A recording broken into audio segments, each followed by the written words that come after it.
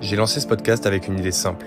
Donner la parole aux personnes qui un jour ont décidé de changer leur vie, qui ont fui le salariat dans le but de poursuivre leurs rêves. En bref, qui ont tout quitté pour lancer leur propre business. La conversation qui va suivre est là pour te partager un témoignage, une expérience qui, je l'espère, résonnera en toi. Installe-toi confortablement et bienvenue dans la salle. Aujourd'hui, je reçois une personne qui a vécu toutes les réalités du terrain. Pendant 15 ans, il a tout fait dans son club, que ce soit les ventes, les coachings, l'administratif, jusqu'à l'épuisement. Mais de cette charge, il a tiré une mission, fonder RéseauFit, le premier réseau français de clubs de fitness indépendants. Aujourd'hui, Fabien accompagne plus de 220 clubs vers plus de clarté, de rentabilité et de sérénité. Bonjour Fabien, bienvenue dans le podcast. Est-ce que tu te souviens du moment où tu t'es dit Ok, il est temps d'inverser la tendance et d'aider les clubs indépendants? Et si oui, quel était ton état d'esprit dans ces premiers débuts? Ouais, merci Thibaut pour tout ça. Ouais, je me souviens d'un moment où j'étais épuisé. Je gérais mon club de fitness depuis 5 ans. Et en fait, je me suis rendu compte que si je continue comme ça, j'allais perdre la santé. Et en fait, je n'arrivais pas à joindre les deux bouts financièrement. C'était compliqué. Et là, je me suis dit, écoute, soit tu fermes, soit tu vas apprendre à piloter une entreprise. Et je suis parti à Paris, j'ai rencontré des gérants de clubs de sport. Et là, je me suis dit, waouh, on est tellement nombreux à vivre exactement le même quotidien, à galérer. Il y avait la montée des franchises en parallèle. Et en fait, on se retrouvait un peu démunis, nous, l'indépendant passionné qui adore ce qu'il fait, qui sait pourquoi il fait. On se retrouvait démunis en fait parce qu'on ne savait pas piloter un club. Donc, du coup, c'est à ce moment-là où, quand j'ai rencontré tous ces indépendants, je me suis dit, waouh, il faut qu'on réunisse ces indépendants et qu'on prenne de l'autorité sur le marché, qu'on reprenne notre place de numéro un. Hyper intéressant. Et c'était quoi là, au début les tâches hyper compliquées à conjuguer? J'imagine que quand on gère un club de sport, c'est 360, il y a beaucoup de choses. C'était quoi aujourd'hui, enfin au début qui te posait le plus de problèmes? En vrai, je pense que c'est le flot de petites choses du quotidien qui fait que tu ne prends jamais le temps de bosser sur ton entreprise, de penser des stratégies, de réfléchir. En fait, tu fais parce que tu dois exécuter du matin au soir tes cours collectifs, gérer les problèmes, vendre quand il y a des rendez-vous, essayer de faire un peu de com comme tu peux quand tu as un peu de temps, etc. Et au fil du temps, en fait, tu t'épuises parce que tu prends jamais le temps de poser des stratégies. Et en fait, ce qui m'a le plus aidé à ce moment-là, c'est de me dire, OK, j'enlève 2 heures de coaching par semaine. Ça me faisait perdre 100 euros par semaine. C'était important parce que je gagnais pas bien ma vie. Mais j'ai dit, OK, je prends ces 2 heures. Par contre, ces 2 heures doivent me faire gagner beaucoup plus d'argent. Et du coup, ces 2 heures, je les ai mis à profit sur mon bureau, à bosser des stratégies, à mettre en place de la vraie communication et autres. Et c'est ça qui a été déclencheur. Mais c'est vrai que au démarrage, la difficulté, c'est surtout de réussir à prendre le temps, de dire, OK, je me pose ça sur mon planning et je vais bosser sur tel axe ou tel axe. Et il y a une deuxième particularité, c'est que, OK, tu peux prendre du temps, mais sur quoi tu vas bosser? Si tu n'as pas le focus, si tu n'as pas la priorisation, si tu ne sais pas exactement, si tu n'as pas les bonnes idées, c'est compliqué. Voilà, c'est pour ça qu'on a Ok. voulu structurer tout ça avec le réseau. Donc en fait, ouais, c'est ça, tu as voulu prendre de la hauteur, sortir un peu de l'opérationnel, te dire, ok, en fait, une salle de sport, c'est un business comme tous les autres, et à un moment donné, il faut se poser sur des stratégies et mettre en place des choses pour continuer de croître. Et comme tu l'as dit, un écosystème de plus en plus challengeant avec des indépendants, avec des franchises, pardon, et des salles low cost qui venaient gagner en part de marché. Donc c'était un choix judicieux de ta part, je pense. Et là, aujourd'hui, tu as monté du coup Réseau Fit avec Sébastien. Est-ce que tu peux nous expliquer comment vous en êtes venu à vous rencontrer? Est-ce que c'était une situation que vous partagiez au début? Comment c'était quoi votre état d'esprit à tous les deux lorsque vous avez lancé En, Réseau Fit? Ouais. En fait, non, Sébastien, il est arrivé un petit peu après. Donc, moi, donc Sébastien, c'est mon ami d'enfance. On s'est rencontrés à l'école très, très jeune. En fait, on s'est suivis parce qu'on est très, très proches. Et Sébastien, lui, il est parti sur le monde de l'expertise comptable et moi, sur le monde du fitness parce que c'est ce que j'aimais, voilà, le sport, transmettre. Pour ma petite histoire personnelle, en fait, ça vient d'un déclic quand j'ai fait de la boxe. Quand j'étais gamin, j'étais quelqu'un de très, très timide, introverti. Et j'ai rencontré un entraîneur de boxe qui m'a pris sous son aile. J'étais assez à l'aise sur la boxe. J'ai eu cet objectif de devenir champion du monde, mais je voulais le dire à personne. Quelques mois après, je deviens champion du monde. Et à ce moment-là, j'ai la Marseillaise qui sonne, j'ai mon entraîneur qui est sur la gauche, qui me regarde avec des yeux pleins d'émotions. Et ça me touche. Et là, je me dis, waouh, c'est incroyable un homme a pu faire pour moi. Ça m'a beaucoup aidé et je me suis dit, tu rendras l'appareil et tu transmettras le flambeau. Et donc, j'avais 17 ans. Je suis rentré chez moi, c'était en Italie, le championnat. Je suis rentré chez moi, j'ai passé mon bac et je suis parti à Toulouse, j'ai fait un Dust métier de la forme. Et j'ai adoré ce que je faisais. Et quand je suis revenu ici à Lourdes 2 ans après avoir, avec mon diplôme en poche, j'ai décidé directement de lancer mon activité. Qui, au passage, Sébastien faisant ses études d'expert comptable, m'avait aidé sur le projet d'entreprise. Donc, c'est marrant. On a fait ce premier club de fitness qui est d'ailleurs dans ses locaux au rez-de-chaussée. Et voilà, ça s'est lancé comme ça. Donc après, j'ai galéré pendant 5 ans. Et puis ensuite, j'ai lancé le réseau. On est parti de 5 clubs, 10, 15, 20. Et puis aujourd'hui, on est un peu plus de 220. Et dans cette croissance du réseau, un jour, j'ai Sébastien qui vient manger avec sa femme, ma meilleure amie aussi, à la maison. Et il me parlait de son travail. Seb. Et moi, je le connais par cœur à Seb. Et je lui ai dit, écoute, Seb, je ne te vois pas expert comptable. Il était à la dernière année, quoi. Il était au bout, il est arrivé à ses 8 ans d'expertise comptable. Et le lendemain, il a cogité, je pense, dans la voiture. Il m'a appelé, il m'a dit, écoute Fab, je sais que tu as des parts du réseau d'un associé qui se vendent. Si tu es OK, j'intègre l'aventure parce que je ne vais pas faire ma vie dans l'expertise comptable. Et donc, du coup, il a acheté les parts et voilà. Donc, je ne sais plus combien on avait de clubs à ce moment-là. Et il a apporté toute sa vision hyper chouette parce qu'avec un regard externe au fitness, ça a permis aussi d'accélérer, d'avoir plus de clarté sur les enjeux du réseau, de professionnaliser le réseau. Et voilà, la rencontre, c'était ça en fait. Ok, hyper inspirant. Déjà, ton parcours en tant que boxeur, champion du monde, c'est pas petit, c'est cool, c'est une belle aventure. Et ça s'est traduit du coup après dans ton aventure entrepreneuriale, dans ton choix, donc trop bien. Et du coup, tu disais, ouais, avec Sébastien, vous avez une complémentarité qui fait aujourd'hui votre force au quotidien, chacun vos zones de génie un petit peu. Et j'imagine que lorsqu'on souhaite lancer un business, c'est toujours intéressant d'avoir justement deux visions et deux états d'esprit. Et à titre personnel, c'est également ce que je recherche actuellement. Je recherche un associé sur une partie plus justement opérationnelle. On parlait un petit peu d'automatisation tout à l'heure, c'est mon activité aujourd'hui. Et être plus sur une partie, bah voilà, lier nos forces. Moi, plus sur une partie commerciale business, lui plus sur la partie opérationnelle delivery. Mais je comprends totalement du coup ta vision des choses par rapport à la complémentarité. Pour en revenir peut-être sur les gérants, tu parles souvent du coup de la solitude des gérants de salles de sport. Pourquoi est-ce que, selon toi, c'est quelque chose de si courant pour les gérants? Et comment est-ce que Réseau Fit, aujourd'hui, vous apportez de la valeur et du soutien aux gérants de salles de sport? Ok. En fait, si on se remet un petit peu dans les baskets d'un gérant de club de fitness indépendant, il finit ses études, il arrive dans sa ville et il se dit, waouh, je vais essayer de trouver un local, je vais lancer le truc. Très souvent, il y a deux étapes. Ils deviennent coach, ils essayent de tout doucement construire leur clientèle et puis au bout d'un moment, ils disent, ça marche, pourquoi pas créer une structure et autres. Et puis en fait, on arrive là, tous ceux qui sont indépendants, et finalement, ils arrivent, c'est des résilients à lancer leur structure. Et là, ben en fait, ils changent de métier parce qu'ils n'ont plus juste, entre guillemets, à délivrer leurs compétences, leurs connaissances, ce pourquoi ils ont fait des études. Euh, Ils doivent aussi piloter. Donc, c'est piloter ben déjà une structure, c'est du nettoyage, c'est de la gestion de factures, d'électricité, etc. C'est de la stratégie, c'est OK, comment je fais pour optimiser. Il n'y a pas juste un coaching en one-to-one ou faire un cours chez quelqu'un dans un club de fitness. Non, là, c'est vraiment changer, twister complètement sur le métier. Et donc, en fait, on se retrouve vite en difficulté parce qu'on n'a pas appris ce métier. Et en face, il y a la montée des franchises depuis 10-15 ans maintenant qui ont pris pas mal de parts de marché. Alors, pas encore pour nous faire vraiment peur, mais il fallait vraiment se réunir maintenant et vite pour être fort.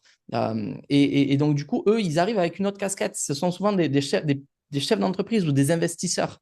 Eux, les datas, ils dorment avec, quoi. Et nous, en fait, il a fallu qu'on se structure sur un autre pan. Et le réseau, c'est ça, c'est se dire, OK, on a tous le même pourquoi, le même feu intérieur, ce qui fait toute une différence quand tu t'inscris dans un club de fitness où tu as un vrai pourquoi.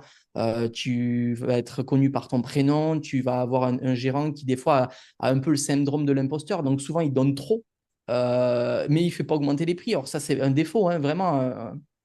Voilà, donc tu es vraiment bien quand tu es dans un club comme ça. Et malheureusement, c'est des clubs qui sont souvent pas assez rentables ou qui galèrent un peu. Donc nous, le réseau, l'idée, c'est de simplement réunir tous ces indépendants passionnés qui ont un vrai pourquoi et de leur donner tout ce qui leur manque, en fait, pour se structurer, prioriser, avoir de la clarté sur les KPI à maîtriser, des leviers clairs et tangibles, pratico-pratiques pour les actionner, qui est directement un effet immédiat, et leur permettre aussi de récupérer tous les atouts d'une franchise. Toi, tu t'inscris dans un club de fitness qui soit quand il est franchisé, tu peux aller dans tous les clubs affiliés de cette franchise. Ben, nous, c'est pareil. Donc, tous les atouts, que ce soit le multi-club, que ce soit la centrale d'achat, enfin, tout ça, on l'a mis dans quelque chose d'hybride, qui est donc des indépendants où ils gardent totalement leur liberté, mais ils n'ont plus toutes ces problématiques d'être esselés dans leur ville. Et c'est vrai qu'un gérant indépendant, il revient dans sa ville, il lance sa structure, il connaît un petit peu les gens autour, mais en vrai de vrai, il connaît très peu de gérants indépendants et en fait, il faut créer des rassemblements, des liens, des connexions comme ça avec le réseau pour justement qu'ils puissent partager leurs problématiques, leurs tips du quotidien et en fait faire quelque chose de fructueux, quoi. Ouais, c'est intéressant ta vision parce que effectivement, quand on est coach à la base, on est très focalisé sur l'humain, sur la personne, sur l'one-to-one, sur le fait de délivrer des conseils, des coachings très, comme tu l'as dit, pratico-pratiques dans la vraie vie.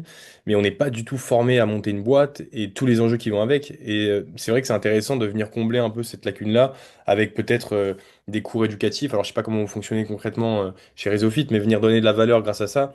Je pense qu'au vu du contexte actuel et avec la concurrence en plus qui est de plus en plus accrue, pour un gérant de coach qui est passionné par sa salle de sport, par le fait de vouloir délivrer et construire quelque chose de solide, c'est un réel atout et je suis tout à fait aligné avec ça. Je perçois bien la valeur du réseau. Ouais. Ouais, et le tout, c'est aussi que le chemin soit clair. Quand tu intègres le réseau, il ne faut pas juste avoir accès à une caisse à outils. Il faut vraiment qu'il y ait des étapes Mm. clés avec des focus. Et la première chose qu'on fait, c'est qu'on prend un temps avec le gérant pour travailler son offre et l'optimiser parce que la plupart des gérants indépendants, malheureusement, vendent souvent entre 35 et 50 euros. Et en fait, se retrouvent vraiment en difficulté parce qu'ils ne vendent pas assez cher pour le niveau de service qu'ils ont. Et souvent, ils ont ce syndrome de l'imposteur parce que oui, les Basic Fit sont plus gros, il y a du matériel neuf, eux, peut-être que ça vieillit un peu dans le club, mais en fait, c'est pas ça la clé, c'est pas ce que recherchent les adhérents. Ce que recherchent les adhérents, c'est de l'accompagnement. Ils veulent vraiment se sentir vraiment accompagnés avec des étapes clés, avec des coachs qui les écoutent vraiment, avec des indicateurs de performance pour eux aussi. Et ça, c'est vraiment ce qui fait notre différence à nous. Et vu qu'on a le savoir-faire, puisqu'on vient de là, eh bien, en fait, c'est facile ensuite de pouvoir créer le service pour vendre des abonnements à 75, 100, 125 euros. Ils ne demandent que ça. Moi, dans mon club, on est passé de 3% à 1,88% de taux de résiliation mensuel. Pourtant, j'ai un club généraliste. Je ne fais pas que du coaching. Mais la clé derrière ça, c'est seulement juste une chose, c'est qu'on vend plus cher et que au service de l'accompagnement. Moi, j'ai des abonnements que je vends entre 50 et 125 euros par 4 semaines dans mon club. Et c'est ce qui fait que j'ai mes taux de résiliation qui ont chuté. C'est parce que les gens sont hyper bien accompagnés. Et ce qui est fou, c'est que on pourrait imaginer que les gens n'ont pas l'argent pour payer ça. Mais moi, j'habite à la campagne, j'ai que des agriculteurs, c'est une petite ville, 14 000 habitants et tout ça. Et en vrai, c'est pas bloquant du tout parce que si tu réponds à un vrai besoin, et les gens ne viennent pas juste s'inscrire à un club de fitness, c'est pas ça leur objectif. Ils ne viennent pas juste pour. Voilà, ce qu'ils veulent, c'est atteindre leurs objectifs et être accompagnés et être motivés. Et ça, c'est la clé des indépendants. Ouais, complètement aligné avec ça. C'est vrai que même dans mon entourage et à titre personnel, je remarque beaucoup que en fait, les gens, certes, Basic Fit et Fitness Park, c'est pas cher. Et donc, les gens qui sont un peu solitaires ou qui ont des connaissances plutôt solides, qui n'ont pas besoin d'accompagnement, ça peut leur suffire. Mais la majorité des gens, c'est vrai qu'ils recherchent plus l'expérience finalement. L'expérience de venir à la salle de sport, d'être avec un groupe, d'être avec un accompagnement. Et effectivement, payer 50 euros plus cher par mois qu'un abonnement à Fitness Park ou Basic Fit, les gens sont capables de le faire parce qu'ils se rendent compte, ils perçoivent bien la valeur au quotidien que ça leur apporte et que ça les motive à aller faire du sport. Et au final, qu'on paye 50 euros en plus, je pense que chacun, en général, peut trouver, peut allouer cette somme en plus par mois. C'est juste une question de volonté et de valeur perçue pour moi là-dedans. Donc, complètement aligné. Je pense que comme tu l'as dit, beaucoup ont syndrome de l'imposteur, mais ne se rendent pas compte de la valeur. Et justement, tu parlais d'humain et de ce que tu transmets aux autres, à tes adhérents. C'est du soutien moralement, quotidiennement, tu vois. Donc, les gens recherchent ça, pas uniquement le fait de perdre du poids ou de prendre du muscle, même si ça reste important et que c'est la base même du sport, notamment de la musculation. Mais il y a tout cet aspect aussi de faire partie d'un groupe, le sentiment d'appartenance et de progression, quoi. Donc, très clair. Complètement d'accord, complètement lié avec toi. Et aujourd'hui, donc, il me semble que c'est plus de 220 clubs du coup dans le réseau. Quels sont les points communs que tu observes chez ceux qui réussissent vraiment à transformer leur salle et justement à avoir un avant-après après avoir rejoint RéseauFit? Ouais. En fait, il y a plusieurs piliers qui permettent la rentabilité d'un club. Et ces piliers-là qu'on apprend avec clarté à nos gérants qui intègrent le réseau, avec notamment ce qu'on appelle nous, un GPS Réseau Fit, qui nous permet vraiment d'avoir le focus de là où on va. C'est ces piliers-là qui sont maîtrisés tout le temps. Donc, ça va être l'offre, av- avoir la bonne offre, parce que tu peux vendre tout ce que tu veux, bien fidélisé. Si tu vends bas au bon prix, au bout de l'année, en fait, tu ne vas pas faire de renta. Donc, un, c'est l'offre. Deux, c'est l'acquisition. Il faut maîtriser l'acquisition, c'est hyper important. Mais avant même de maîtriser l'acquisition, il faut maîtriser la fidélisation parce que si tu fais venir du monde dans ton club mais que tu ne maîtrises pas la fidélisation, c'est comme si tu mettais de l'essence dans une bagnole qui est percée. Donc, en gros, c'est un, l'offre, deux, par ordre un petit peu d'arrivée du client, donc l'offre, l'acquisition, les taux de transformation, la vente, l'art de vendre, c'est hyper important. Trois, la fidélisation. Quatre, l'optimisation des dépenses. Donc, offre, acquisition, vente, fidélisation, maîtrise des dépenses. On a les cinq. Et ces cinq piliers s'appuient sur deux socles. Le un, c'est un gérant au top, parce que c'est la base de tout. Le gérant, il doit être leader, il doit avoir un mindset incroyable. Il faut qu'il soit un petit peu une source d'inspiration pour ses équipes. Il faut qu'il tire tout le monde vers le haut. Il faut qu'il pilote son club. Il faut qu'il ait du temps stratégique. Il faut qu'il puisse faire des focus, qu'il ait des to-do précises. Vraiment, le gérant, c'est clé. Il faut vraiment qu'il optimise son planning, qu'il se structure. Donc, socle un, un gérant au top. Socle 2, une équipe au top. Une équipe au top, c'est savoir recruter. Nous, on a des méthodes qu'on a construites dans le réseau incroyables que Sébastien a construites pour maîtriser le recrutement, le onboarding, la motivation, les rendez-vous, qu'est-ce qu'on y met dedans, comment on les forme et au final, quelle vision, quelle mission on transmet et on transpire à travers ces équipes. Et quand tu maîtrises le gérant au top, l'équipe au top et les cinq piliers, les clubs, ils n'ont pas le choix de surperformer. C'est presque mathématique, ça ne peut pas être autrement. Et donc voilà les indicateurs de performance des clubs. Et on a construit tout ça grâce justement à tous les clubs qui fonctionnent super bien. Mais mieux que ça, parce que ça, c'est théorique. Mais concrètement, dans la pratique, on a regardé qu'est-ce qu'ils avaient fait pour qu'ils maîtrisent tels indicateurs de performance sur les cinq piliers et deux socles. Et nous, en fait, ce qu'on fait, c'est qu'on récupère tout ça et on en construit des méthodes qu'on distribue ensuite, qu'on propose, qu'on présente et qu'on met en place avec les autres clubs du réseau. Ok, très clair. Ouais, c'est vrai que c'est un package du coup bien complet et sur lesquels vous actionnez réellement. Hyper intéressant, toute cette partie réseau fit et la valeur que vous apportez. Si on revient un petit peu à toi, à ton train de vie aujourd'hui, comment tu fais pour gérer en tant qu'entrepreneur une salle de sport, un réseau du coup aussi grand de clubs indépendants? C'est quoi un peu ta routine? Comment tu t'organises et tu te structures? C'est quoi ton état d'esprit? Ok, alors déjà, sur mon planning à moi, je me lève très tôt le matin. Je commence toujours un peu avant tout le monde. Donc, je me lève à 5 heures, je démarre à 6 heures. Par contre, ça me permet d'essayer de maîtriser quand même le côté pro-perso. Mercredi après, je suis avec mes enfants. Le week-end, je suis avec mes enfants. Et je fais du sport. Je fais du sport pour garder la tête sur les épaules, l'esprit clair, mon bien-être mental, parce que c'est priorité, c'est une priorité.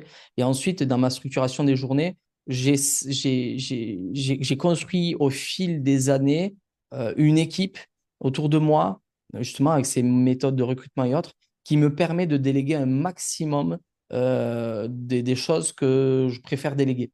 Donc, ce qui fait qu'aujourd'hui, je passe beaucoup de temps sur la stratégie, quasiment tout le temps sur ma stratégie ou sur des rencontres et de moins en moins de temps sur l'opérationnel. Mais ça a pris beaucoup, beaucoup de temps pour faire ça. Parce qu'en fait, au démarrage, je déléguais trop tôt, les gens n'étaient pas prêts, je ne maîtrisais pas s'ils suivaient leurs OKR, leurs objectifs. Là, on met des réunions trimestrielles, on sait où on va, on analyse chaque semaine si ça bouge, si ça ne bouge pas. Je peux juste gérer les problèmes quand ils arrivent et qu'ils n'arrivent pas à les résoudre eux-mêmes et prendre le reste du temps sur la stratégie. Donc, c'est comme ça que je structure mon temps. Et en termes de club réseau, globalement, je prends 20% de mon temps pour le club et 80% pour le réseau.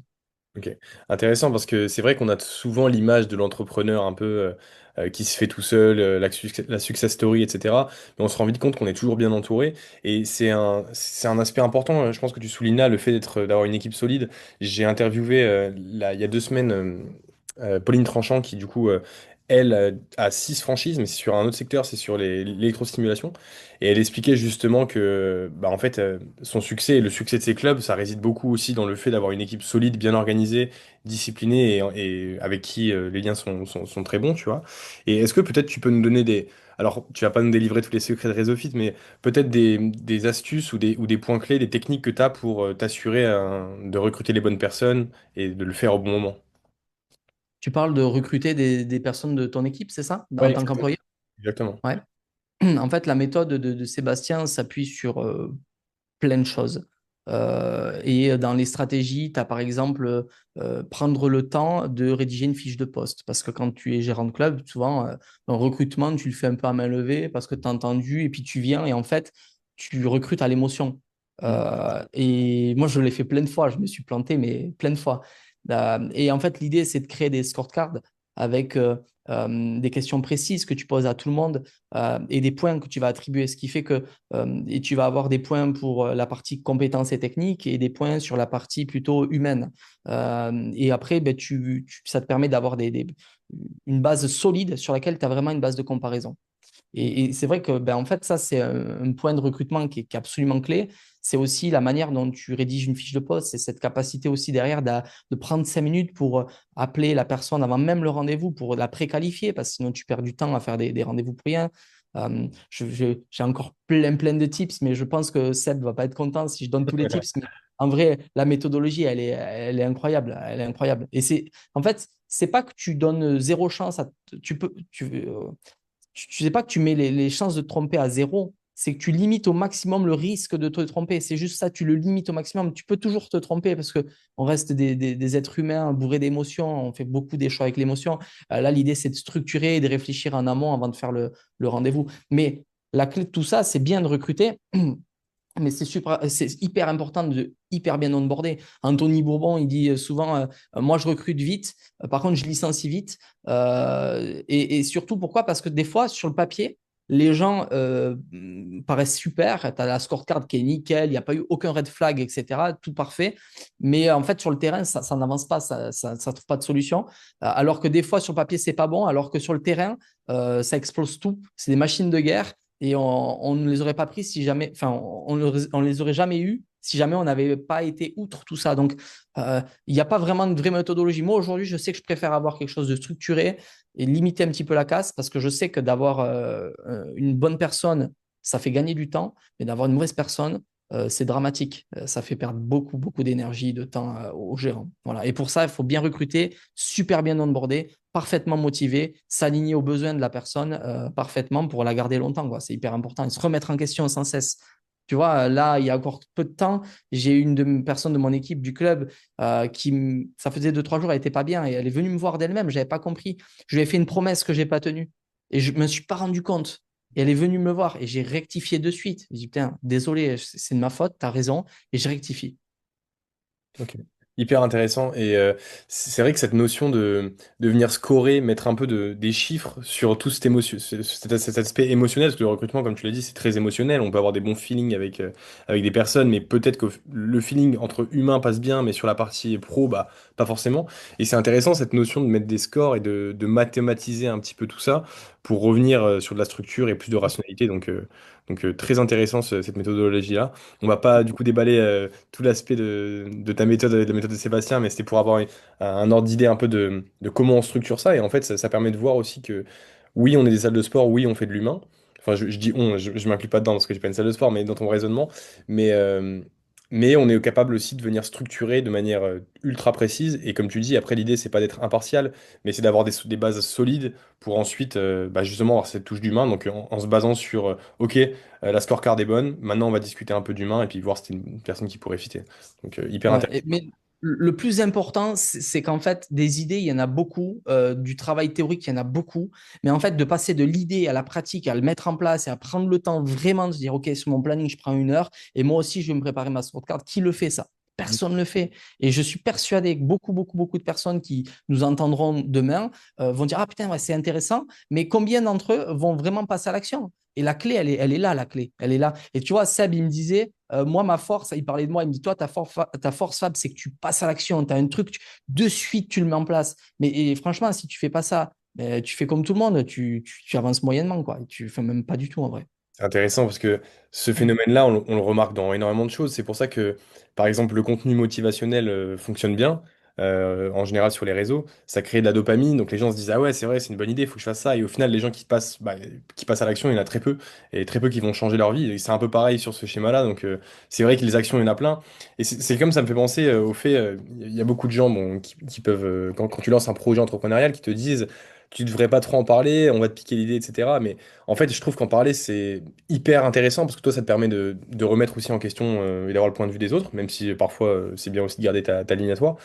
Mais en fait, il y a très peu de risques qu'une personne te pique un peu ton idée ou quoi que ce soit, parce que entre le fait de délivrer une information à quelqu'un et le fait que cette personne va prendre l'info, mettre les bons process et délivrer quelque chose ensuite de qualitatif, bah, il y a un monde d'écart, tu vois. Et donc ça me fait un peu rire et je retrouve cet aspect-là dans ce que tu dis, des insights et des bons tips, on peut en avoir plein, on peut en recevoir de plein de monde, on peut se documenter, lire des livres, etc. Maintenant, tout l'intérêt, c'est pas de tomber dans le piège de accumuler de l'information, c'est aussi d'être capable de venir mettre des actions en place et passer à la vitesse supérieure, quoi. Mais c'est pour ça que tu vois, dans le réseau, en fait, nous, on bosse tout le temps sur le fait de le faire pour le gérant. Alors, en fait, on crée quelque chose quasiment clé en main. Il faut que ça soit rapide et facile à mettre en place parce que les gérants, ils n'ont pas forcément le temps. OK, tu vas mettre en place une stratégie de parrainage. Nous, dans le réseau, on a une stratégie de parrainage que là, du coup, je ne partagerai pas parce qu'elle est juste dingue. Et du coup, il y aura des personnes hors réseau qui vont entendre ça. Et forcément, il faut qu'on préserve aussi nos gérants du réseau. On a une stratégie de parrainage clé en main quand tu la mets en place. Et ça change tout dans un club de fitness. Mais vraiment, quoi. Tu passes de 2-3 prospects ventes par mois de parrainage à plus de 20 tous les mois. Et ça change tout. Et ça coûte zéro. Et tu vois, et ce qui fait que ça fonctionne, c'est que, en fait, ça prend au gérant, allez, 15 minutes de son temps pour la mettre en place. Et en fait, et ça, c'est clé. Il faut sortir de la théorie et rendre actionnable les choses. Et ça, c'est pas facile, hein, parce que quand tu veux construire des méthodologies pour les gérants du réseau et tout ça, il faut tout simplifier au maximum, mais tout en gardant le plus important. Et c'est pas simple. Et donc, ça, c'est notre travail du quotidien avec Seb. Ouais. C'est intéressant parce que tu parles de simplification et du coup je rebondis sur un nouveau sujet, on en discutait un petit peu tout à l'heure en off. Où est-ce que tu te positionnes vis-à-vis de l'IA par exemple avec les nouvelles technologies, les nouvelles tendances qui arrivent? Comment est-ce que tu vois, enfin, quelle est ta vision sur le sujet et comment est-ce que tu vois que ça pourrait apporter de la valeur pour les salles de sport? Ouais, ben, c'est un sujet clé en effet parce que en fait, plus on avance avec Seb, plus nous on se forme. On a la chance de pouvoir vivre des formations incroyables avec Sébastien. On part à Paris, on fait des formations de dingue et où on voit vraiment jusqu'à où part l'IA. Et quand tu rentres de tout ça, tu te dis merde, on croit être bien avancé, mais on l'est pas du tout. Et en vrai, du coup, ça nous remet en question. Et donc nous, notre travail avec Seb, ben, justement, c'est d'essayer de prendre un petit peu les devants de tout ça pour avoir un coup d'avance par rapport à tout l'écosystème du fitness. C'est pas simple, c'est ambitieux même, mais voilà, on est dans cette quête-là. Donc, comment je me positionne, comme je te disais tout à l'heure, c'est que je pense qu'il y a des acteurs qui, dans leur domaine, dans leur capsule, sont bons et amènent du clé en main pour des clubs de fitness, style pour la gestion de lead, comme lead ou comme pour la partie gestion de la partie sportive. Il y a des acteurs qui sont très bons dans leur domaine. Là, on vient d'intégrer XFIT qui est très bon sur l'IA, qui a poussé deux, trois trucs. Vraiment, ça fait gagner du temps, etc. On l'a intégré en tant que partenaire dans notre centrale d'achat et lead aussi pour la gestion des leads. Mais au-delà de ça, comme je te le disais, je pense que toi, ce que tu proposes, c'est vraiment très bien parce que ça permet de créer un lien avec toutes les capsules. Et ça, c'est hyper important parce que, en fait, si on veut gagner du temps dans l'opérationnel pour justement avoir du temps sur la stratégie et commencer à kiffer pour piloter l'entreprise, il faut qu'on ait vraiment une espèce de pieuvre qui vienne prendre un petit peu tout ponter, la data et automatiser plein de choses de A à Z. Et donc, du coup, je pense qu'il y a encore des choses à faire et c'est bien que tu sois là. Ouais, ouais, c'est exactement sur ça que je me positionne, devenir un acteur qui permet de centraliser la data, d'optimiser, de standardiser des process internes dans l'entreprise et qu'en fait on ait une meilleure vision, une meilleure gestion globale de tous les différents outils qu'on peut avoir. Ça, c'est la vision et c'est l'ambition, effectivement. Mais du coup, trop bien aligné avec ton point de vue et ça fait plaisir de voir que bah, justement ce milieu du fitness, que moi qui me passionne à titre personnel, il y a quand même des enjeux intéressants là-dedans et donc pourquoi pas venir justement répondre à tout ça. Ouais. Donc, hyper aligné et très intéressant. Peut-être une dernière petite question pour clôturer notre échange. Si tu pouvais parler, donc c'est plus à titre personnel, mais si tu pouvais parler au Fabien d'il y a 10 ans, celui qui enchaînait les semaines de 70 heures, qu'est-ce que tu lui dirais? Ce serait quoi ton message? Bah, je pense que la résilience, c'est clé. Tu vois, moi, je suis un ancien boxeur. Ça m'a beaucoup forgé de boxer. C'est aussi l'école de l'humilité, la boxe, parce que des fois, tu es en haut et puis des fois, tu prends une rouste et tu dis putain. Donc, en fait, je pense que, qu'est-ce que je dirais? Je dirais que, OK, tu l'as fait pour la boxe. Crois en toi, lâche rien, remets-toi en question sans cesse, bosse, travaille. Et puis, à un moment donné, tu trouveras la faille parce que en fait, souvent, c'est ça le problème, c'est tu as un blocage et qu'est-ce que tu fais face à ce blocage, quoi? Est-ce que tu tournes le dos et tant pis, ou est-ce que tu vas trouver un autre chemin pour aller quand même traverser? Parce que c'est ça la clé en vrai.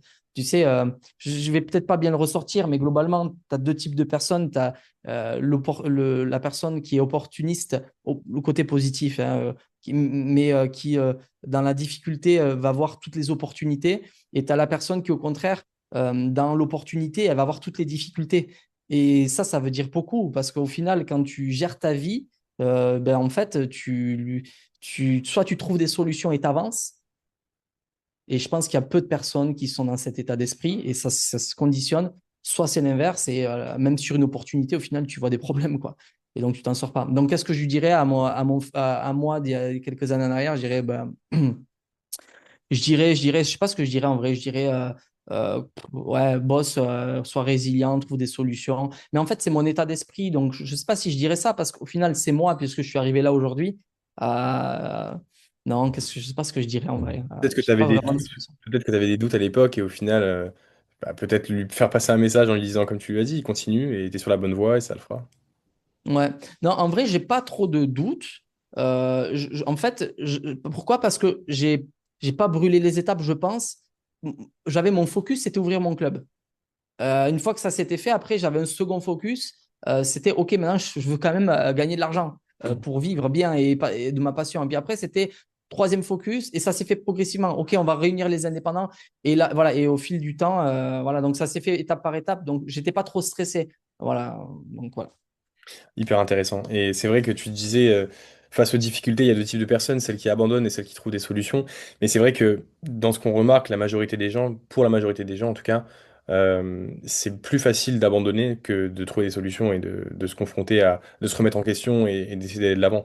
À Donc, court terme, oui. À court terme, c'est plus facile, mais putain, à moyen terme, franchement, c'est ta vie quoi, qui est en jeu, quoi, hein. C'est ce que tu en fais, c'est comment tu rayonnes derrière, c'est tout, quoi. Où tu pars partir en vacances, c'est tout. C'est à quel moment tu pourras prendre la retraite, c'est quel impact tu vas livrer dans ta vie, c'est pour les gens, comment, voilà. Mais voilà, c'est tout qu'il y a derrière cette philosophie, c'est clé. Et en vrai, l'état d'esprit, c'est ce qui fait la différence. C'est ça, c'est comment tu te mets dans ta tête, quoi.